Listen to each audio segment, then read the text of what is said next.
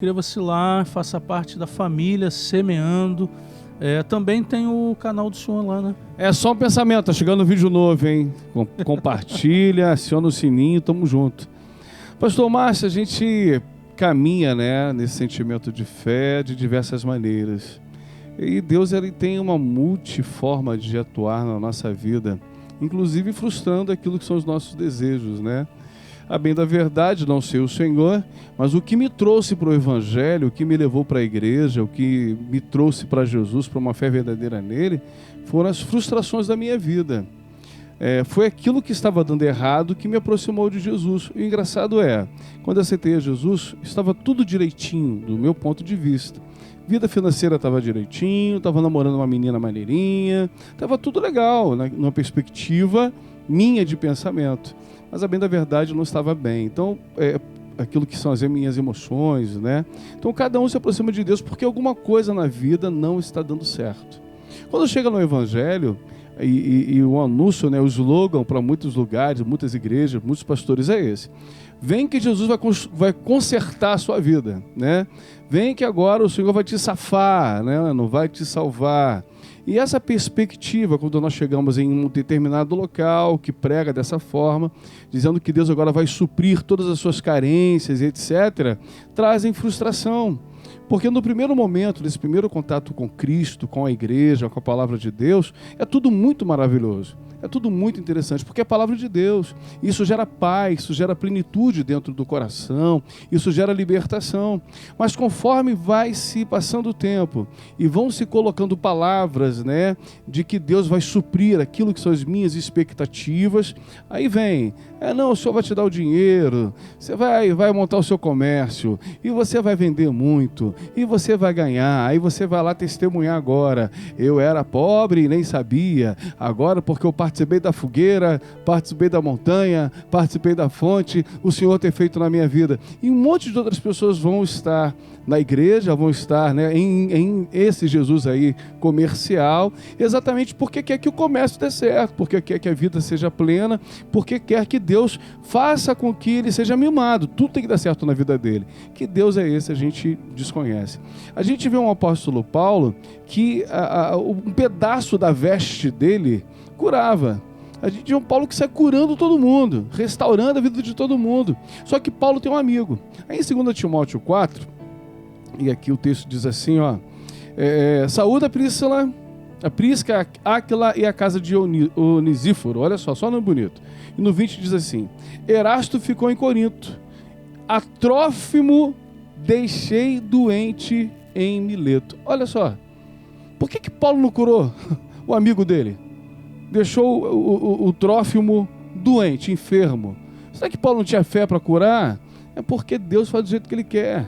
E tem muita gente tentando manipular. Tu vês o apóstolo Paulo aqui, o cara cheio de poder de Deus, cheio de autoridade de Deus, o cara que está aí, né, naquilo que o contexto da época, fazendo um monte de coisa, mas uma pessoa ele não curou, porque ele não quis.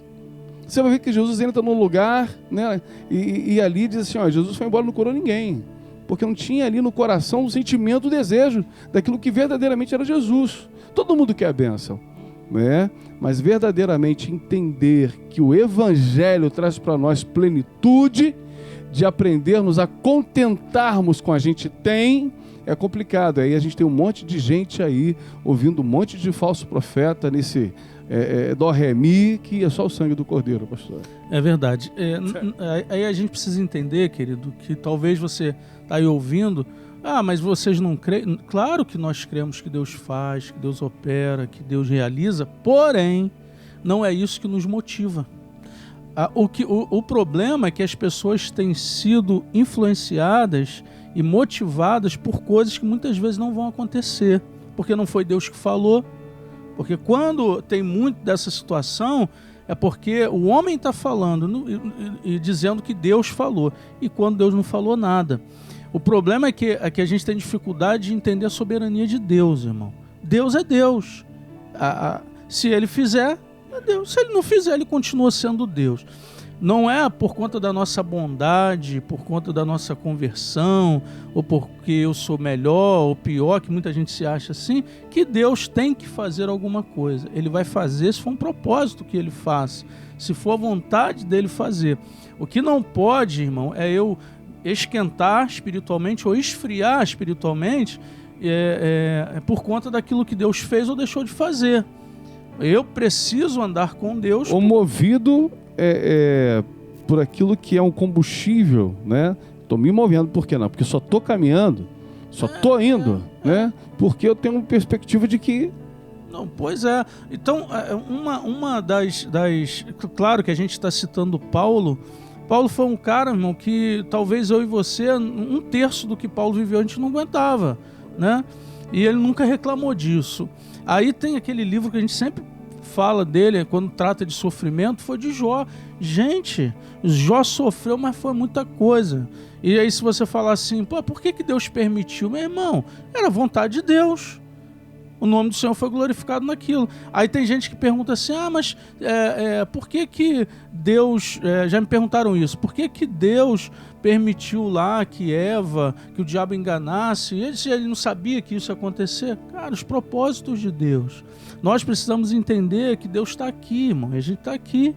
A gente nunca vai alcançar a mente do Senhor. Então não vai ser campanha, não vai ser subida ao monte, que você vai mover o coração de Deus. Na realidade, pastor, muitas dessas pessoas buscam essas coisas de fora, mas não mudam nada aqui dentro, cara. Continuam egoístas, continuam, enganando, continuam, gananciosos, continuam... Porque, um exemplo...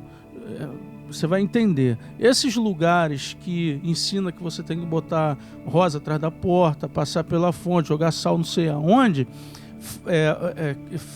faz sucesso por quê? Porque tem muita gente que quer uma situação de facilidade, né?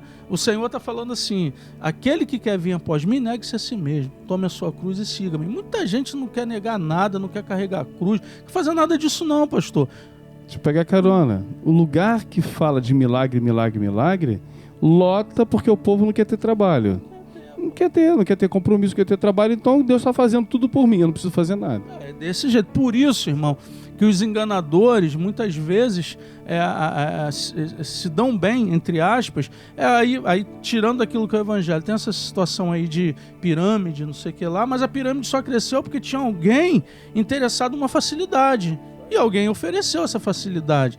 Então o evangelho nunca foi fácil, querido. É renúncia, né? É arrependimento, é humilhação, é você morrer para você mesmo, para viver para o Senhor.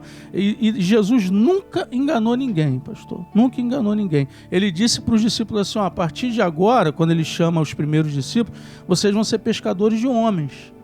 Não vai pescar mais peixe. Então, não estou enganando ninguém. Não, quer continuar pescando peixe, fica aí, mas quer uma outra situação, então vem comigo. Andar com Jesus, irmão, é você entender que tudo precisa mudar, inclusive os nossos desejos, as nossas vontades precisam morrer para que a vontade de Deus se cumpra. Precisamos entender o que é a soberania. Soberania, Deus é Deus, mas Ele é imutável e aquilo que Ele tem para fazer, Ele vai fazer. Pastor, e a campanha? E a subida no monte? Isso é legal, porque imprime em nós aquilo que é um foco, um objetivo, imprime em nós aquilo que é um compromisso, uma mudança de atitude, mas não quer dizer que porque mandaram subir 7 vezes a montanha. Aí agora porque eu subi 5, Deus não vai fazer, eu estou com problema, faltou 2, agora Deus não vai fazer porque eu estou devendo umas 2. Não, gente, a disciplina que a campanha traz, ou que o propósito da montanha traz, é que faz a diferença. Mas disciplinado como nós somos, a gente começa a entender Deus também de maneira diferente. E vamos continuar subindo a montanha, participar daquilo que são os propósitos, né? Mas com discernimento, sabedoria em Deus, pela disciplina que isso traz ao nosso coração. A fé não vem pelas quantidades de vezes que subir a montanha, pastor. É verdade. Querido, a gente está chegando ao fim desse programa, mas continue indo ao monte, continue orando, buscando Deus e a sua vontade, não aquilo que você está necessitando, aquilo que... Não, suba aí, relacionamento. Eu, quando vou ao monte, pastor, eu gosto muito de subir deito assim e fico quieto, cara. Eu fico quieto, porque eu já falo demais. Eu acho que, Senhor, eu vim aqui só para tentar ouvir o Senhor, sabe? Fica quieto ali, cara, para buscar um relacionamento a mais com Deus, né? E aquilo que Deus tem para fazer, Ele vai fazer. Se Ele não quiser fazer, Ele continua sendo Deus. E a gente continua adorando. Dá um grito. Sai, religiosidade! Deus abençoe sua vida. Fique na paz.